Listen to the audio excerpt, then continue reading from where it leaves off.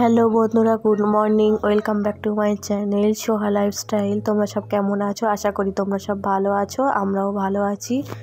ঘুম থেকে উঠে চলে আসলাম রান্নাঘরে চা করার জন্য।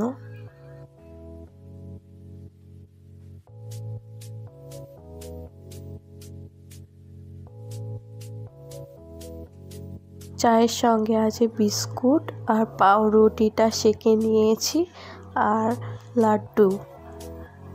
আজকে কোনো এক্সট্রা নাস্তা বানাবো না, আজকে অনেক কাজ আছে ওই জন্য।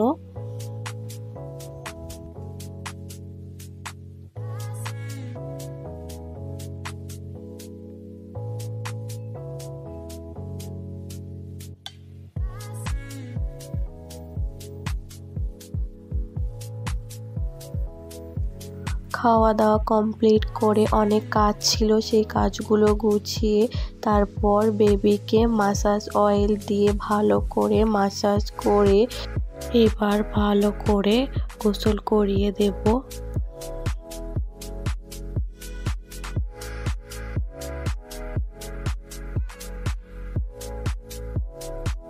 বেবিকে মাসাজ অয়েল দিয়ে মাসাজ করে দিচ্ছি আর ও কত আনন্দ পাচ্ছে। এবার বেবিকে গোসল করিয়ে আমি নিজে গোসল করে রেডি হয়ে চলে এসেছি ঘরে। মাথাটা একটু আঁচড়িয়ে নেব।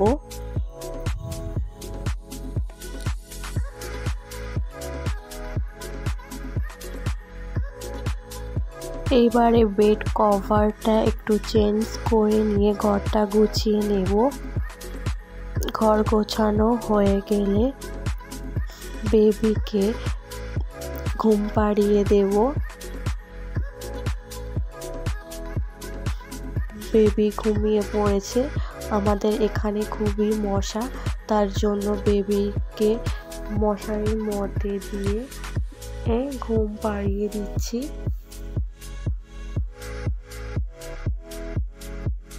হঠাৎ ছোট আন্টি ফোন করে বলছে যে আমাদের বাড়িতে ঘুরতে আসবে। তার আগের দিন আমার আম্মু আন্টিদের বাড়িতে এসেছিল, ওই জন্য সবাই একসঙ্গে আসবে আমাদের বাড়িতে। তার জন্য আমি নাস্তাগুলো সাজিয়ে নিচ্ছি।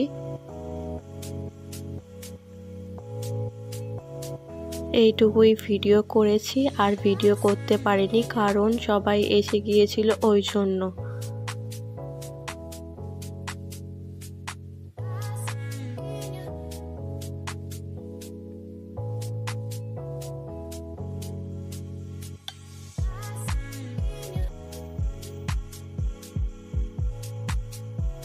আন্টিদের বাড়ি যেতে একটু রাত হয়ে গেছিল, ওই জন্য লুচি, ঘুগনি আর গোশ কষা খেতে দিয়েছিলাম। আন্টি বাড়ি থেকে আসার সময় আমার জন্য ঘুগনি নিয়ে এসেছিল, সেটাই আমি সবাইকে খেতে দেব।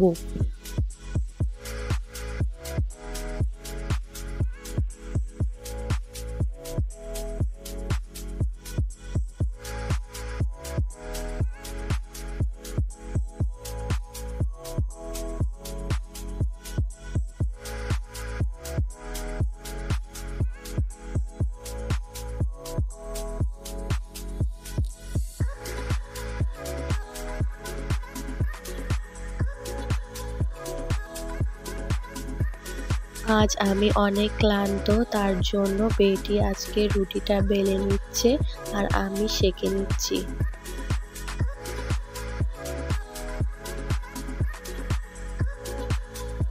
রুটিটা এইভাবে ঘুরিয়ে ঘুরিয়ে কাপড় দিয়ে চেপে চেপে সেঁকে নিলে রুটিটা খুব নরম হয়।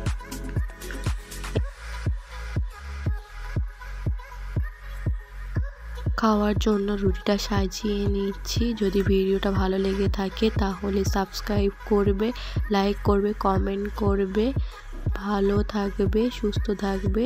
ভিডিওটা এই পর্যন্ত। Tata, bye bye, good night. দেখা হচ্ছে পরের ভিডিওয়।